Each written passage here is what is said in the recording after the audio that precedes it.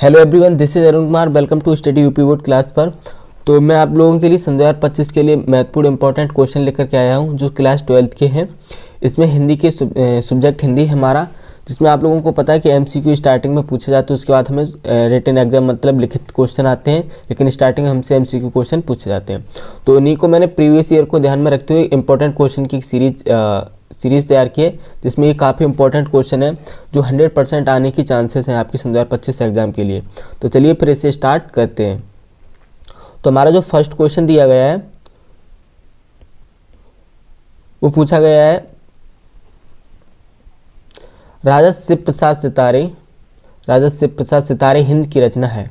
मतलब राजा शिव प्रसाद की जो सितारे हिंद की रचना है वो क्या है? राजा भोज का सपना है, रानी केतकी की कहानी है, या प्रेम सागर है, या प्रेमवती है। तो इसका करेक्ट आंसर हो जाएगा राजा हिंद सितारे की रचना क्या है? रानी केतकी की कहानी है। तो इसका करेक्ट आंसर क्या हो जाएगा? रानी केतकी की कहानी। नेक्स्ट क्वेश्चन देखते हैं। क्वेश्चन नंबर 2 में पूछा गया है, भारतेंदु युग के लेखक हैं। भारतेंदु युग के लेखक पूछे गए। देखो, भारतेंदु युग हो गया, ये अलग अलग युगों से राइटर यानी लेखक पूछे जाते हैं, उनकी कृतियाँ पूछी जाती है कि मतलब ये रचना किस युग की है। तो इनके अच्छे से याद करके रखिए, हमेशा यहाँ से क्वेश्चन आते हैं। तो हमारा सेकंड क्वेश्चन था भारतेंदु युग के लेखक हैं, तो लेखक पूछा गया है। तो फर्स्ट ऑप्शन है भगवत शरण उपाध्याय, सेकंड है प्रताप नारायण मिश्र, रघुवीर सिंह सहाय, मैथिली शरण गुप्त। तो इसका करेक्ट आंसर क्या हो जाएगा? मैथिली शरण गुप्त। ये कैसे हैं? भारतेंदु युग के ये लेखक हैं। आगे देखते हैं क्वेश्चन नंबर 3 अपना। क्वेश्चन नंबर 3 में पूछा गया है, मेरी असफलता किस विधा की रचना है। मतलब मेरी असफलता किस विधा की रचना है। विधा से मतलब पूछा जाता है कहानी है, उपन्यास है, आत्मकथा है, डायरी है, ये सब बताना है। तो मेरी कथा कहानी, आत्मकथा, डायरी, जीवन साहित्य। तो जो मेरी असफलताएं हैं ये क्या है? आत्मकथा है। क्या है? आत्मकथा। तो करेक्ट आंसर क्या हो जाएगा? आत्मकथा। नेक्स्ट क्वेश्चन देखते हैं। क्वेश्चन नंबर 4 में पूछा गया है, आवारा मसीहा के लेखक हैं। यानी जो आवारा मसीहा है इसके लेखक हैं। लेखक पूछा गया, लेखक कौन है? तो फर्स्ट ऑप्शन है विष्णु प्रभाकर, सेकंड है राहुल साकृत्यानंद, थर्ड है शिवदान सिंह चौहान, और फोर्थ दिया गया जैनेंद्र। पूरा नाम जैनेंद्र कुमार है। तो इसका करेक्ट आंसर क्या हो जाएगा? आवारा मसीहा के लेखक कौन है? विष्णु प्रभाकर। इसका ये करेक्ट आंसर हो जाएगा, विष्णु प्रभाकर। नेक्स्ट क्वेश्चन देखते हैं। क्वेश्चन नंबर 5 में पूछा गया है, हिंदी का प्रथम मौलिक उपन्यास है। प्रथम उपन्यास नहीं, प्रथम मौलिक उपन्यास पूछा गया है। तो फर्स्ट ऑप्शन है तितली, सेकंड है कंकाल, थर्ड है परीक्षा गुरु, और फोर्थ है गबन। तो हमसे पूछा गया हिंदी का प्रथम मौलिक उपन्यास। तो इसका करेक्ट आंसर क्या हो जाएगा? गबन। कौन सा है? गबन। नेक्स्ट देखते हैं।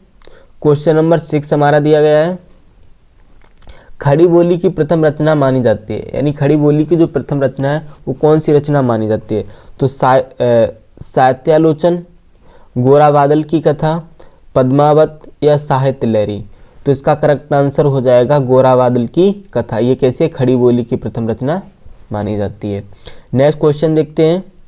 क्वेश्चन नंबर 7 में पूछा गया है, तिब्बत यात्रा के लेखक हैं अध्यापक पूर्ण सिंह, बालकृष्ण भट्ट, ऑप्शन है राहुल साकृत्यानंद, या नंद दुलारे। तो मतलब हमसे पूछा गया था कि गोरा बादल की जो कथा है उसके लेखक कौन थे। इसका सही आंसर हो जाएगा राहुल साकृत्यानंद। करेक्ट आंसर क्या हो जाएगा? राहुल साकृत्यानंद। ये क्या है? तिब्बत यात्रा के लेखक। नेक्स्ट क्वेश्चन देखते हैं। क्वेश्चन नंबर 8 में पूछा गया है, कौन सी रचना नाटक नहीं है। देखो, रचना अलग अलग होती है, उनसे एक नाटक होता है, उपन्यास होते हैं, डायरी होती है। तो इससे हमसे पूछा गया ये रचनाएं दी गई, इनमें से कौन सी रचना है जो नाटक नहीं है। तो फर्स्ट ऑप्शन में दिया गया गरुड़ ध्वज, सेकंड अपना अपना भाग्य, थर्ड में है आन का मान, और राजमुकुट। तो इसमें कौन सा एक नाटक नहीं है? तो है अपना अपना भाग्य। ये कोई नाटक नहीं है। क्वेश्चन नंबर 9 देखते हैं। क्वेश्चन नंबर 9 में पूछा गया है, माटी की मूर्तों के लेखक हैं। यानी जो माटी की मूर्तें हैं इसके लेखक हैं बालकृष्ण भट्ट, महावीर प्रसाद त्रिवेदी, रामवृक्ष बैनीपुरी, हजारी प्रसाद द्विवेदी। तो जो माटी की मूर्तियाँ हैं ये किसकी रचना है? ये रामवृक्ष बैनीपुरी की रचना है। तो इसका करेक्ट आंसर ऑप्शन नंबर 3 हो जाएगा। नेक्स्ट क्वेश्चन देखते हैं। क्वेश्चन नंबर 10 दिया गया है, चिंतामणि किस विधा की रचना है? ये चिंतामणि पूछा गया है, जो चिंतामणि है किस विधा की रचना है? विधा पूछी गई है, विधा आपको पता है, विधा में होता है कहानी, निबंध, नाटक, उपन्यास, इनमें से बताना है। तो चिंतामणि एक हमारा क्या है? कहानी, निबंध, नाटक, उपन्यास। तो आपको बता दो चिंतामणि इसका करेक्ट ऑप्शन क्या हो जाएगा? सेकंड, चिंतामणि एक निबंध है। नेक्स्ट देखते हैं क्वेश्चन नंबर 11। क्वेश्चन नंबर 11 में पूछा गया है, हिंदी गद्य साहित्य में शुक्ल युग की समय सीमा है। यहाँ से युगोत्तर की जो समय पूछा जाती हैं, मतलब युगों की, कि कौन सा युग कब से चला है। तो हमसे पूछा गया शुक्ल युग की समय सीमा क्या है? 1900 से लेकर के 1920 तक, 1915 से 1935 तक, 1918 से 38 और 20 से 39। तो इसका करेक्ट आंसर क्या हो जाएगा? 1918 से 1938 तक। ये इसका करेक्ट आंसर है, ऑप्शन नंबर 3। शुक्ल युग की समय सीमा क्या है? 1918 से 1938 ईस्वी तक। नेक्स्ट क्वेश्चन नंबर 12 देखते हैं। क्वेश्चन नंबर 12 में क्या दिया गया है? देखिए, निम्नलिखित में से कहानी कार और उनके द्वारा लिखित कहानी का गलत युग्म है। मतलब एक तरफ हमें ये कहानीकार दिए गए हैं और दूसरी तरफ हम उनकी कहानी दी गई। अब हमें देखना है कि कौन सा मैच गलत दिया गया है। तो इसमें दिया गया है फर्स्ट ईसा अल्लाह खां, इनकी कहानी क्या है? इनकी कहानी कौन सी है? रानी केतकी की कहानी। ये बिल्कुल सही है। रामचंद्र शुक्ल 11 वर्ष का समय, ये गलत दिया है। रामचंद्र शुक्ल की ये कहानी नहीं है, 11 वर्ष। माधव राव सप्रे एक टोकरी भर मिट्टी, ये भी इन्हीं की कहानी है। शिव प्रसाद सिंह की कहानी है जिंदगी और जोंक, तो ये भी सही है। इसका करेक्ट आंसर क्या हो जाएगा? ये रामचंद्र शुक्ल वाला, क्योंकि रामचंद्र शुक्ल का 11 वर्ष का समय, ये कहानी इनकी नहीं है। नेक्स्ट देखते हैं क्वेश्चन नंबर 13। क्वेश्चन नंबर 13 में पूछा गया, डॉक्टर वासुदेव शरण अग्रवाल द्वारा लिखित निबंध संग्रह है। मतलब डॉक्टर वासुदेव शरण अग्रवाल द्वारा जो निबंध लिखा गया है वो क्या है? तो फर्स्ट ऑप्शन है कला और संस्कृति, साहित्य श्री का श्रेय और प्रेम, विचार और वितर्क, तुलसीदास चंदन घिसे। तो इसमें से कौन सा निबंध संग्रह है वासुदेव शरण अग्रवाल का? तो इसका आंसर हो जाएगा कला और संस्कृति, option A correct. Question number 14 देखते हैं। क्वेश्चन नंबर 14 में पूछा गया है, कन्हैयालाल मिश्र प्रभाकर द्वारा लिखित संस्मरण विधा की रचना है। यानी कन्हैयालाल मिश्र द्वारा जो प्रभाकर द्वारा जो लिखित स्मरण विधा की रचना है वो क्या है? भूले बिसरे चेहरे, छड़ बोले कड़ मुस्काई, धरती के फूल, दीप जले शंख बजी। तो इसका करेक्ट आंसर क्या हो जाएगा? कन्हैयालाल मिश्र प्रभाकर द्वारा जो लिखित विधा है वो क्या है? दीप जले और शंख बजे, ऑप्शन नंबर 4 हमारा करेक्ट था। नेक्स्ट देखते हैं क्वेश्चन नंबर 15। क्वेश्चन नंबर 15 में पूछा गया है, वैचारिकी शोध और बोध कृति के रचनाकार हैं। यानी वैचारिकी शोध और बोध जो कृति है उसके रचना कौन है? हजारी प्रसाद द्विवेदी है, प्रोफेसर जी सुंदर रेड्डी है, या जैनेन्द्र कुमार है, या हरवंश परसाई है। तो इसका करेक्ट आंसर हो जाएगा वैचारिकी शोध और बोध की जो कृति के रचनाकार हैं वो कौन? हमारे प्रोजी सुंदर रेड्डी। तो ये इसका करेक्ट आंसर हो जाएगा। नेक्स्ट देखते हैं क्वेश्चन नंबर 16। क्वेश्चन नंबर 16 में पूछा गया है, भवानी प्रसाद मिश्र निम्नलिखित में से किस सप्तक के संकलित हैं? किस सप्तक में संकलित हैं? तो ऑप्शन दिया गया है सार सप्तक में, दूसरा सप्तक में, तीसरे सप्तक में, या चौथे सप्तक में। तो जो भवानी प्रसाद मिश्र हैं वो किस सप्तक में संकलित हैं? तो वो उनका आंसर हो जाएगा दूसरा सप्तक में संकलित हैं। नेक्स्ट देखते हैं क्वेश्चन नंबर 17। क्वेश्चन नंबर 17 में पूछा गया है, कौन सा काव्य आंदोलन स्थूल के प्रति सूक्ष्म का विद्रोह है? मतलब कौन सा एक ऐसा काव्य आंदोलन है जो स्थूल के प्रति कैसा है? सूक्ष्म विद्रोह है। ऑप्शन देखते हैं, छायावादी, प्रगतिवाद, प्रयोगवाद, समकालीन कविता। तो इसका करेक्ट आंसर क्या हो जाएगा? छायावाद क्या है? स्थूल के प्रति सूक्ष्म विद्रोह है। नेक्स्ट देखते हैं क्वेश्चन।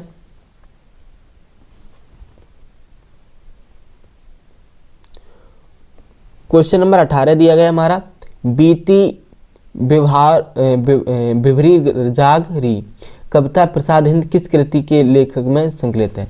मतलब बीती विभावरी जाग री कविता प्रसाद जी की जो है वो किस कृति में संकलित है? स्कंदगुप्त में, चंद्रगुप्त में, लहर में या आंसू में? तो इसका करेक्ट आंसर हो जाएगा प्रसाद जी की किस में है, किस कृति में? तो इसका आंसर हो जाएगा लहर में। ऑप्शन थर्ड हमारा बिल्कुल करेक्ट हो जाएगा। नेक्स्ट देखते हैं क्वेश्चन नंबर 19। क्वेश्चन नंबर 19 में पूछा गया है निम्नलिखित में से किस कवि को ज्ञानपीठ पुरस्कार नहीं मिला है? मतलब यहाँ पुरस्कारों से पूछ लिया है कि ऐसे कौन से कवि हैं जिन्हें ज्ञानपीठ पुरस्कार नहीं दिया गया है। तो ऑप्शन देखते हैं। फर्स्ट है सुमित्रानंदन पंत को, रामधारी सिंह दिनकर को, महादेवी वर्मा को, गजानन माधव मुक्तिबोध को। जब हम पुरस्कार पढ़ते हैं तो हमें ये तीनों नाम देखने को मिलते हैं। सुमित्रानंदन पंत को भी दिया गया था, रामधारी सिंह दिनकर को दिया गया और महादेवी वर्मा को। ये हमारे कवि बहुत चर्चित कवि हैं, आपने हर बार इनके नाम पढ़े होंगे। तो इसका करेक्ट आंसर क्या हो जाएगा? गजानन माधव मुक्तिबोध को ज्ञानपीठ पुरस्कार नहीं दिया गया, नहीं मिला। नेक्स्ट देखते हैं क्वेश्चन नंबर 20। पूछा गया है निम्नलिखित में से कौन सी अज्ञे की काव्य कृति नहीं है? मतलब अज्ञे की जो इनमें जो कृतियां दी इनमें से ऐसी कौन सी कृति है जो काव्य कृति जो अज्ञे जी की नहीं है? तो फर्स्ट है इंद्रधनु रौंदे हुए ये, ऐसा कोई घर आपने देखा है, कला और बूढ़ा चांद, आंगन के पार द्वार। तो इसमें से करेक्ट आंसर क्या हो जाएगा? ऐसा कोई घर आपने देखा, ये आगे की कृति नहीं है। नेक्स्ट देखते हैं क्वेश्चन नंबर 21। क्वेश्चन नंबर 21 में हमारा दिया गया था निज भाषा उन्नति हुए अब उन्नत को मुँह, यह काव्य पंक्ति है। मतलब हमें पंक्ति दे दी गई है कि निज भाषा उन्नत है, अब सब उन्नत को मूल, यह काव्य पंक्ति है। तो मतलब ये किसकी काव्य पंक्ति है? अयोध्या सिंह उपाध्याय यानी हरिओद की, मैथिली शरण गुप्त की, भारतेंद्र हरिश्चंद्र की या नरेश मेहता की? तो जो लाइनें दी गई हैं निज भाषा उन्नति है, सब उन्नत को मूल, ये मैथिली शरण गुप्त की काव्य की पंक्तियां हैं। नेक्स्ट देखते हैं क्वेश्चन हम अपना क्वेश्चन नंबर 22 में पूछा गया है हमारा स्थूल के प्रति सूक्ष्म का विद्रोह। ये जस्ट अभी ऊपर क्वेश्चन आया था, वहाँ लेखक थे। अब यहाँ से पूछा गया कि किस युग का था? तो है भारतेंद्र युग, द्विवेदी युग, छायावादी युग या प्रगतिवादी युग? तो इसका करेक्ट आंसर क्या हो जाए? स्थूल के प्रति जो विद्रोह था वो कौन था? छायावादी युग में था। तो ये हो जाएगा। नेक्स्ट देखते हैं क्वेश्चन नंबर 23। क्वेश्चन नंबर 23 में पूछा गया है विदेही वनवास रचना है। मतलब विदेही वनवास किसकी रचना है? राम नरेश त्रिपाठी की, श्रीधर पाठक की, अयोध्या सिंह उपाध्याय हरिओद की या महावीर प्रसाद द्विवेदी की?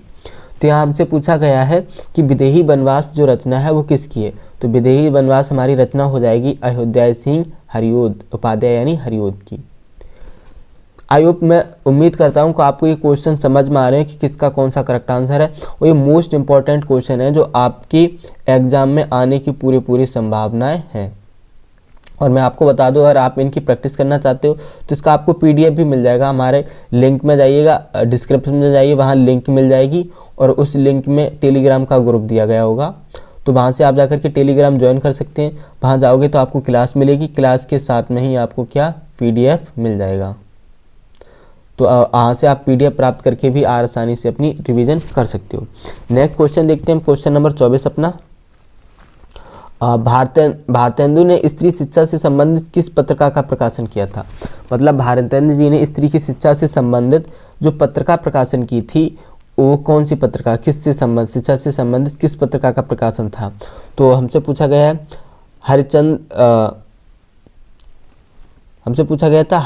का और हरिश्चंद्र चंद्र का या हंस या कवचन सुधा या बालाबोधनी? तो इसका करेक्ट आंसर क्या हो जाएगा?